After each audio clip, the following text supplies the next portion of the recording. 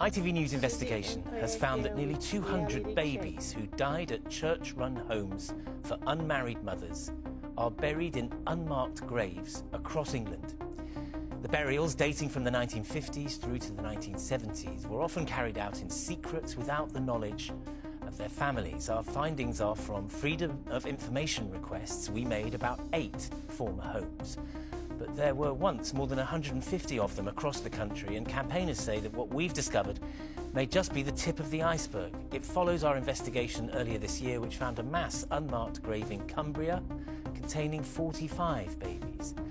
After watching that report, a woman who was born at a maternity home in North London contacted us. She's told us how she's carried the stigma of being born out of wedlock with her ever since. Our social affairs correspondent, Sarah Corker, has this special report. And I knew that was the last time I would ever see him. Babies taken, mothers traumatised, lives changed forever. And I just would like to know who he is. Our 6-month investigation has already revealed historic abuse at homes for unmarried mothers.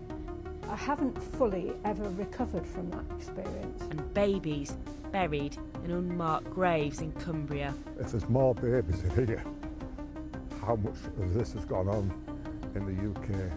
Now we have new chilling evidence exposing the scale of this cruelty.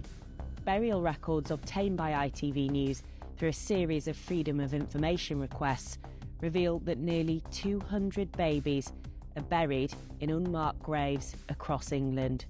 Burials that often took place in secret without even the family's knowledge. The babies were born and died in homes for unmarried mothers.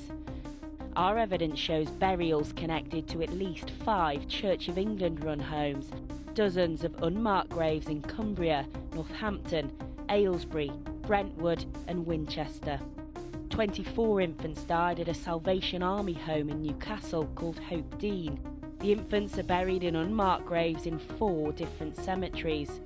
2 Catholic-run homes, one in Kendal and one in North London called St Pelasia's, where 37 infants are buried in unmarked graves. The records don't say how they died. It's just absolutely harrowing. It's the worst of the worst, isn't it? Margaret was born at St Pelasia's, a home run by nuns in the 1950s. We showed her our findings. Nobody chooses to be born there, and it's just so sad. Those girls were looked on as the dregs of society, and their offspring very much the same. In the 1950s, 60s and 70s, it's estimated 250,000 women, many unmarried teenagers, were sent away to mother and baby homes, many of them coerced into putting their babies up for adoption. Margaret never met her birth mother and only recently discovered her own personal records. One of the things on it that really hurt me, it said, "It can hear." I was considered coloured. Coloured was the phrase then. Biracial now, of course. And I wasn't considered correct for adoption through the home.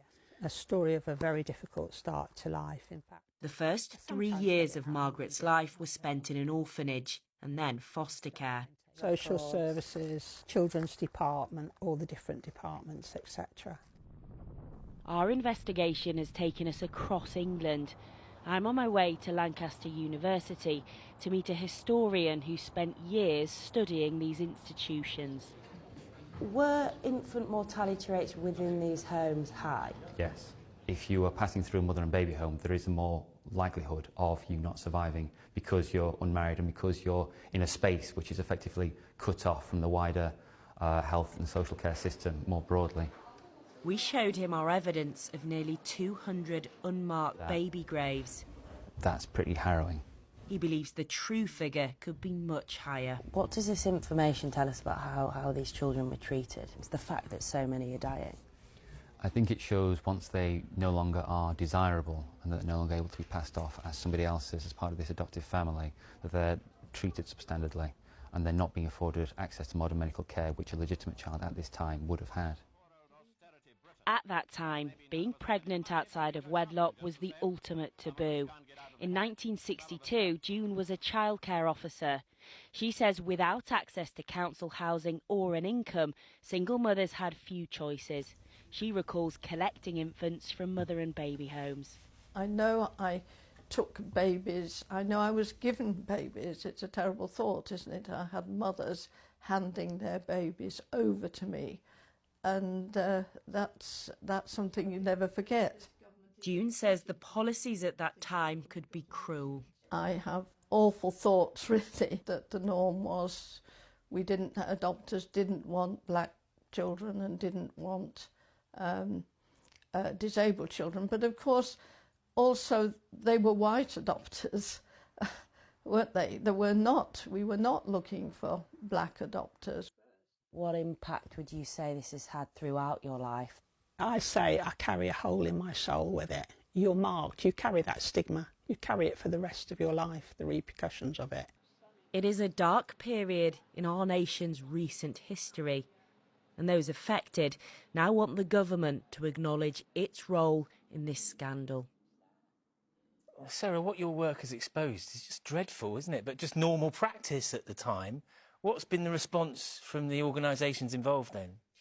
It is distressing, and I have spent the last 6 months investigating these institutions. Now, the Church of England and the Salvation Army have both said they were deeply saddened to hear of the traumatic experiences of mother and babies. They described it as a tragedy and said they will help anyone who wants to get access to their personal records. Now, Margaret, who you heard in my report there, she was born in a home that was run by an order of Catholic nuns.